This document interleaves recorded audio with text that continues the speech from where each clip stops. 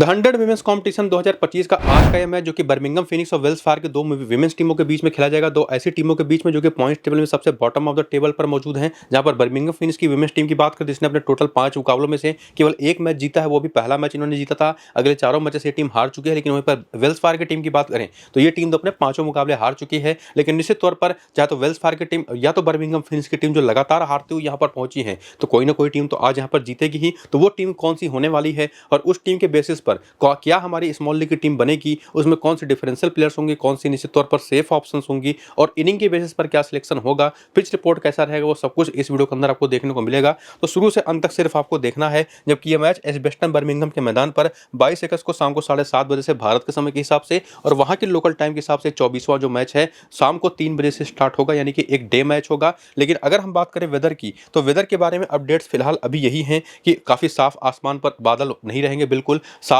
Weather होने वाला है। और ये जो पिच है जो एजबेस्टन बर्मिंघम की है, ये मैच के आगे बढ़ने के साथ साथ स्लो एंड लो होती चली जाती है और इसी वजह से किसी भी स्कोर को यहाँ पर चेज कर पाना वो अभी तक आसान बिल्कुल नहीं रहा है। जो इस सीजन के तीनों मुकाबले यहाँ पर खेले गए हैं, जिसमें पहला मैच 8 अगस्त को हुआ था जहाँ पर 148 का स्कोर डिफेंड हो गया। दूसरा मैच जहाँ पर 12 अगस्त को हुआ था 174 का स्कोर यहाँ पर आसानी से डिफेंड हुआ। तीसरा जो मैच हुआ था जहाँ पर 164 रन बने थे पहली इनिंग में, बर्मिंघम फिनिक्स की टीम केवल 76 पर ऑल आउट हो गई थी और यहाँ पर भी जो भी स्कोर था वो डिफेंड हो गया था। लेकिन अगर आप उसमें पहले दो मुकाबले देखें तो दोनों मैचेस में अगर आप देखें पहले दो मुकाबलों में तो पहली 25 गेंदों का जो पावर प्ले का फेज होता है वहां पर ज्यादा दिक्कतें किसी टीम को हुई नहीं। लेकिन अब चूंकि तीसरे मैच तक आते आते पिचेस यहाँ पर काफी ज्यादा यूज हो चुकी हैं, तो अब यहाँ पर फर्क दिखाई पड़ता है। जो तीसरे मैच में हमने देखा कि दोनों इनिंग्स के पावर प्ले में 2-2 विकेटें गिरी, तो जो भी स्ट्रोक प्लेयर्स होंगे खास करके वो तेजी से जब रन बनाने यहाँ पर जाएंगी तो गेंद तो फंस करके बल्ले पर आएगी ही और वो बल्लेबाज स्ट्रोक खेलने जाएंगी तो विकेट निकलने के चांसेस शुरू से ही यहाँ पर बनते हैं और कोई भी स्कोर चेंज करना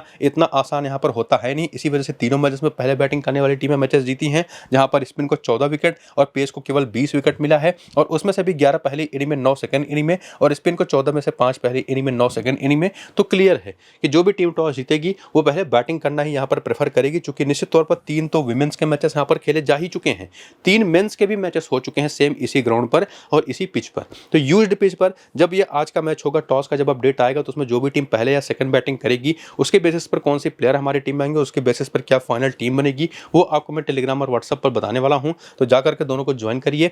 लिंक आपको टेलीग्राम और व्हाट्सएप चैनल का इसी वीडियो के डिस्क्रिप्शन में और कमेंट बॉक्स में पिन किया हुआ कमेंट है वहां पर देखने को मिल जाएगा। तो जल्दी से जाकर के लिंक्स को क्लिक करके टेलीग्राम और व्हाट्सएप को ज्वाइन करिए। और फिलहाल देखिए बर्मिंघम फिनिक्स की टीम का प्लेइंग 11 और बैटिंग ऑर्डर, जहां पर Emma Lamb, George Wall, Alice Perry, Abby Jones जैसी टॉप 4 की प्लेयर्स हैं। और उसके बाद आती है मिडिल ऑर्डर और उसके बाद क्या आती है इनकी बॉलिंग, जिसमें अगर आप देखें तो मेगन सूट हैं जो पूरे 4 ओवर पिछले मैच भी करते दिखाई पड़ी, आज भी लगभग कर देंगी। एलिस पेरी पूरे 4 ओवर की बॉलर हैं, एमरी अर्लॉट पूरे 4 ओवर की बॉलर हैं और हैना बेकर और मैरी टेलर में मिल करके 6 से 7 ओवर करके आपको देती हैं, जिसमें जरूरत पड़ने पर जॉर्जिया वॉल की भी ऑफ स्पिन बॉलिंग और जरूरत जैसी पड़ेगी, यानी कि सामने की टीम में लेफ्ट हैंडर्स अगर टॉप ऑर्डर पर ही है तब आपको ये शुरू में ही बॉलिंग करते दिखाई पड़ जाएंगी, नीचे है तो नीचे आकर के बॉलिंग करेंगी मिडिल ओवर्स में, उसी तरीके से बॉलिंग डिस्ट्रीब्यूशन होता है। बाकी एमा लैम ये पिछले मैच में बॉलिंग करते दिखाई नहीं पड़ी थी, उसके पहले वाले मैच में 1 ओवर करा था और बाकी मिली टेलर तो पिछला मैच खेली ही नहीं थी, उसके पहले वाला जब मैच वो खेली थी तो उसमें 4 ओवर की पूरी बॉलिंग उन्होंने की थी। तो बॉलर्स का पूरा रोल देख लेने के बाद,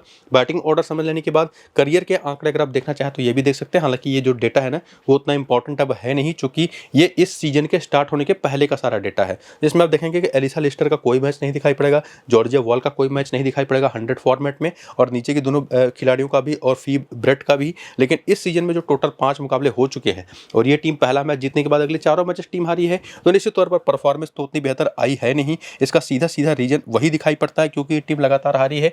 लेकिन जो भी परफॉर्मेंस आई है वो किस तरह का परफॉर्मेंस रही है उसी को देखने के लिए अगर आप इस रीसेंट फॉर्म को देखेंगे ना तो एमा लैम एक ऐसी प्लेयर है जिन्होंने शुरुआत तो टूर्नामेंट में बहुत अच्छी करी थी 55 की पारी खेल करके, उसके बाद एक और 25 और एक और 23 की पारी खेली, बाकी 2 मुकाबले इनके खराब गए हैं, कभी कभी बॉलिंग भी करके दे देती हैं, तो काफी अच्छी ऑप्शन तो होंगी ऊपर से एज ए बैटर लेकर के जा सकने लायक। उसके बाद जॉर्जिया वॉल है जो कि अगर आप देखें तो इनकी भी शुरुआत ना तो अच्छी हुई है अभी तक, ना तो अभी तक इन्होंने एंड अच्छा किया है, यानी कि 5 मुकाबले में कुछ खास कमाल कर नहीं पाई हैं। लेकिन इनके साथ एक प्लस पॉइंट जो है वो है एमा लैम की ही तरह ऑफ स्पिन बॉलिंग, जो कि निश्चित तौर पर एमा लैम का तो एक बार आप भरोसा नहीं भी कर सकते कि बॉलिंग करेंगी कि नहीं करेंगी।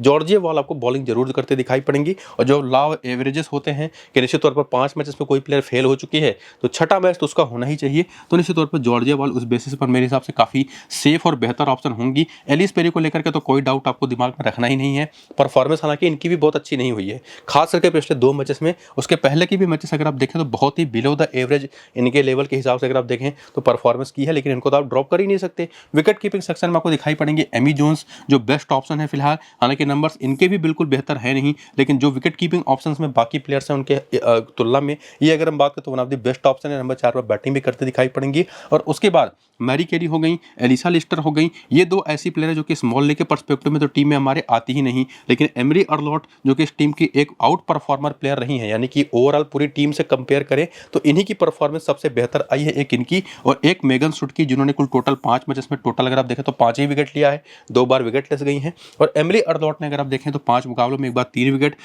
3 बार 2-2 विकेट और एक बार 1 विकेट, और प्लस उसमें 32 नाबाद और 10 नाबाद की पारी भी, तो अपनी पूरी ऑलराउंड क्षमता को इन्होंने दिखाया है। बाकी मैरी टेलर भी पिछले मैच में 4 ओवर करते दिखाई पड़े, लेकिन विकेट इनको मिला नहीं। मेगन स्टोक्स ने पिछले मैच में 2 विकेट लिया। हैना बेकर बॉलिंग कर रही है बढ़िया, पहले 3 मैच में 5 विकेट ले चुकी हैं, लेकिन अगले 2 मैच में विकेट लेस गई हैं। लेकिन जैसी ये पिच होने वाली है आज की इस मैच में, सेकंड इनिंग की अगर बॉलिंग है ना, तो ये one of the most important bowling option बन जाएंगे अपनी लेग स्पिन बॉलिंग के दम पर। और उसमें ये भी देखना पड़ेगा कि सामने की टीम की जो बैटिंग है वो स्पिन कैसा खेलती है, स्पेसिफिकली हैना बेकर को, जो कि हम प्लेयर बैटल में देख करके समझ लेंगे। फिलहाल तो ये अगर आप देखिए 5 ऐसी प्लेयर्स हैं जो कि बेस्ट ऑप्शन के तौर पर हमारे टीम में आएंगी। अगर इस टीम की तरफ से आप छठा प्लेयर, चूंकि ये टीम अपने होम ग्राउंड पर खेलेगी, तो छठे ऑप्शन के तौर पर इनके पास एक एमा लैम भी है, एक हैना बेकर भी है, जिनको आप ट्राई कर सकते हैं। लेकिन अभी तो हमको पता नहीं कि कौन सी टीम फेवरेट होने वाली है, दोनों टीमों को हम तुलना अभी करेंगे आगे। फिलहाल तो हम बात कर रहे हैं अभी पहले टीम की, तो इधर से 5 से लेकर के 7 ऑप्शन आपके पास हैं जो कि आपकी टीम में आएंगी। लेकिन उसे में हेड टू हेड के भी स्टैट्स को इंक्लूड करें कि ये जो बर्मिंघम फिनिक्स की टीम की प्लेयर्स हैं वेल्स फार्गो के खिलाफ कैसा परफॉर्म करती रही है 100 फॉर्मेट में, तो एमा लैम के तो 3 मैच केवल 40 रन है, विकेट है नहीं। जॉर्जिया वॉल तो खेल ही नहीं है। एलिस पेरी के 2 मैच में 59 रन है, 2 विकेटें हैं। एमी जोन्स के 3 मैच में 51 रन है। मैरी कैली के एक ही मैच में 69 नाबाद की पारी है, तो ये एक बहुत अच्छे डिफरेंशियल ग्रैंड लीग की प्लेयर ये बन सकते हैं, ये चीज ध्यान में रखिएगा।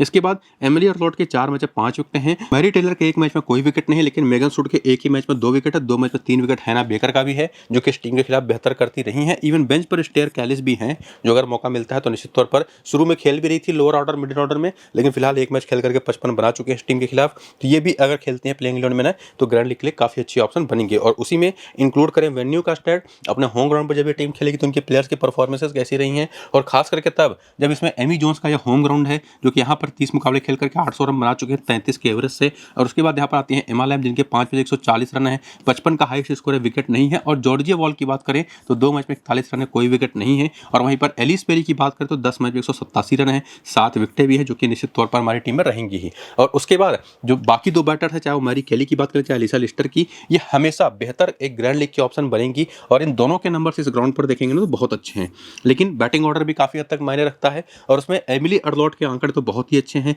इनका भी अपना होम ग्राउंड ये होने वाला है। 25 मैच में 36 विकेट यहाँ पर ले चुके हैं। मैरी टेलर के 2 मैच में विकेटलेस हैं। मेगन शुड के 9 मैच में 13 विकेटें हैं। हैना बेकर के भी 23 मैच में 23 विकेटें इस मैदान पर हैं। लेकिन जैसा मैंने आपको कहा था कि अगर सेकंड इनिंग की बॉलिंग होती है तो वहीं पर हैना बेकर ज़्यादा बेटर ऑप्शन होंगी। मिली टेलर एक लेफ्ट आर्म ऑर्थोडॉक्स बॉलर जो काफ़ी बढ़िया बॉलिंग कर रही थी, इनका नाम आप बिल्कुल भी मत भूलिएगा, क्योंकि अगर ये प्लेइंग 11 में खेल रही होंगी तब तो नाम मैं हैना बेकर को लेकर के जाने वाला हूँ, ना तो यहाँ पर मैं एमा लैम या जॉर्जिया वॉल को हो सकता है मैं ड्रॉप कर दूँ, लेकिन ये मेरी टीम में तब जरूर होंगी। इंपॉर्टेंस इनकी काफ़ी बढ़िया है, बहुत ही अच्छी बॉलर है। स्पेसिफिकली सेकंड इनिंग की बॉलिंग होती है तो 9 मैच में 14 विकेट इस ग्राउंड पर ये ले चुकी हैं। तो कौन सी 5 से 6 ऑप्शन होंगी वो तो आपको मैंने पीछे ही बता दिया था, जिसमें निश्चित तौर पर एक अगर बेंच की प्लेयर प्लेइंग 11 में आती हैं तो ये भी एक बेहतरीन ऑप्शन होंगे जिनको मैं टीम में पिक करूंगा। ये क्लियर हो गया। इसके बाद प्लेयर बैटल के नंबर्स देख लें तो Emma Lamb left arm orthodox bowling पर 103 गेंद पर 100 रन देकर के 3 बार आउट हो चुकी हैं, 100 रन बना करके। जॉर्जिया डेविस की ऑफ स्पिन पर भी 3 बार आउट हो चुकी हैं। जॉर्जिया एल्विस तो मीडियम पेस करती हैं कभी कभार। केटी लेविक पर भी 1 बार आउट हो चुके हैं, जो कि लेग स्पिनर है, लेकिन उनको बेहतर खेला है। बाकी जॉर्जिया वॉल भी लेग स्पिन पर फंसती हैं, 13 बार आउट हो चुके, 268 रन बना करके। तो एग्जैक्टली अगर आप देखेंगे तो 20.5 का एवरेज है।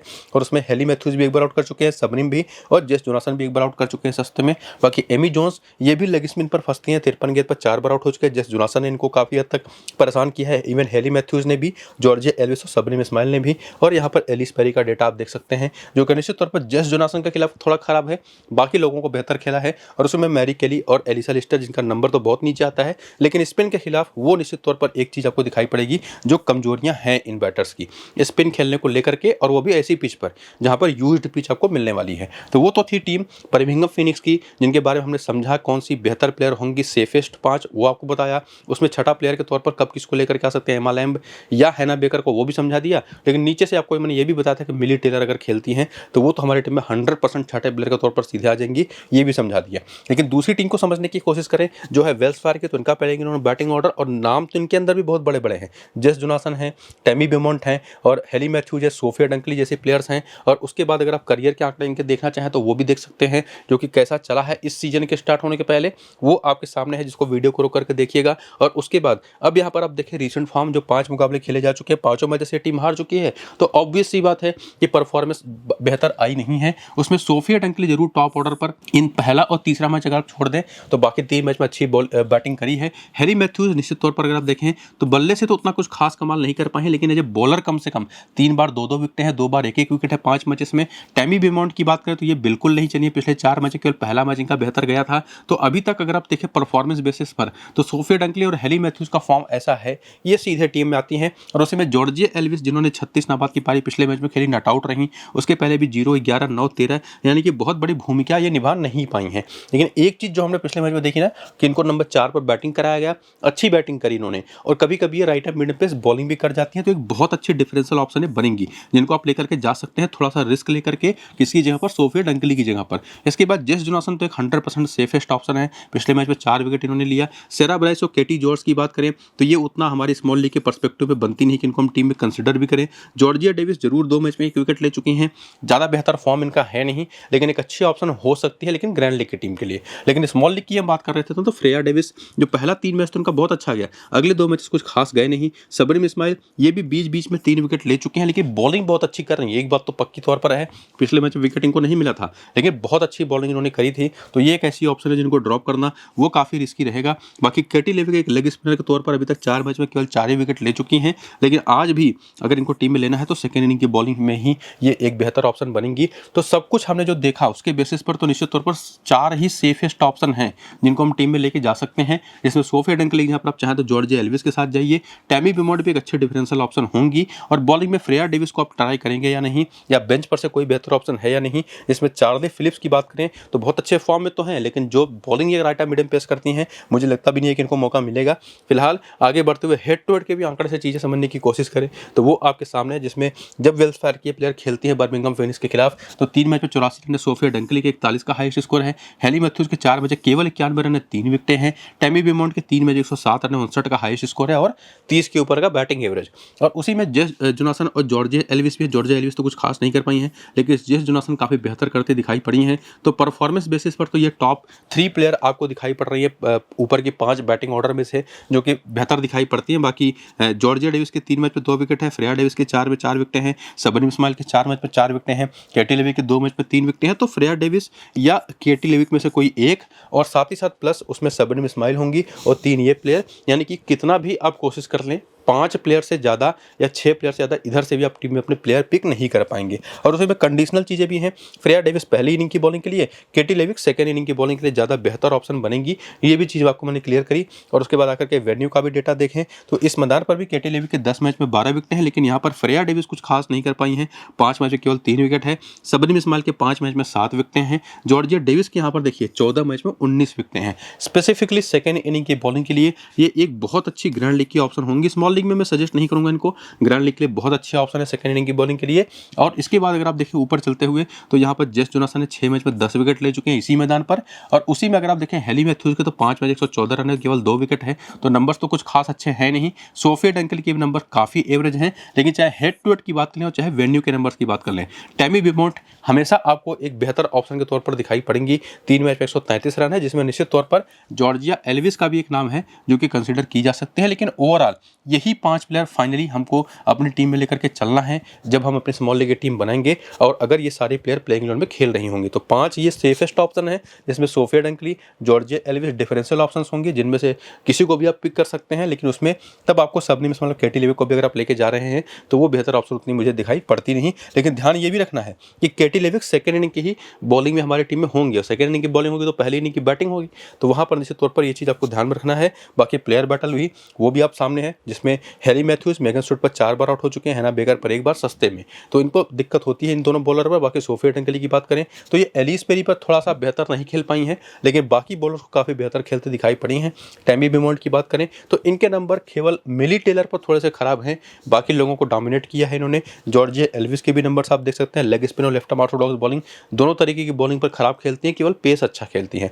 और उसी में जेस जोनासन और सेरा ब्राइस का भी डेटा प्लेयर बटल का आप देख सकते हैं और समझ सकते हैं कि कौन किसके खिलाफ कितना कमजोर रहा है, जिसमें लेफ्ट आर्म ऑर्थोडॉक्स बॉलिंग जो है ना वो काफ़ी भारी भरकम तरीके से इस टीम के खिलाफ डोमिनेट करता दिखाई पड़ा है। और उसमें जैसा मैंने आपको शुरू में कुछ देर पहले कहा भी था ना, जब हम बात करते हैं बर्मिंघम फिनिक्स की टीम की, तो मिली टेलर अगर प्लेइंग इलेवन में होंगी तो सीधे सीधे टीम में हमारी आएंगी। बाकी ये दो कप्तान है कप्तान की सबसे सेफेस्ट ऑप्शन है। जब आप दोनों टीमों की तरफ से जो 5 इधर से वेल्स फायर की तरफ से 6 प्लेयर बर्मिंघम फिनिक्स की तरफ से पिक कर लेंगे, जो आपको ने सजेस्ट कर दिया है, तो इन दोनों को आप देखेंगे सबसे बेहतर कप्तान है वो कप्तान ऑप्शन के तौर पर आप पाएंगे, जिसमें जेस जोनासन भी है, एलिस पेरी भी है, सोफिया डंकली भी है, जो कि डिफरेंशियल ऑप्शन होंगी जिनको आप कप्तान है वो कप्तान बना सकते हैं। बाकी फाइनल टीम पर अभी क्वेश्चन मार्क है, वो फाइनल टीम आपको पिच रिपोर्ट के साथ टेलीग्राम और व्हाट्सएप चैनल पर आपको मैं दूंगा। पिच रिपोर्ट तो खैर आता नहीं, लेकिन आपको मैं वेदर के बारे में जरूर बता दूंगा। तो जो लिंक है डिस्क्रिप्शन में पिन कमेंट में टेलीग्राम और व्हाट्सएप चैनल का, उसकी मदद से टेलीग्राम और व्हाट्सएप को ज्वाइन करिए, लिंक को क्लिक करके, और शुरू से अंत तक पूरा वीडियो देखिए। फिलहाल इसको यहीं पर करेंगे, खत्म, चलते हैं, नमस्कार।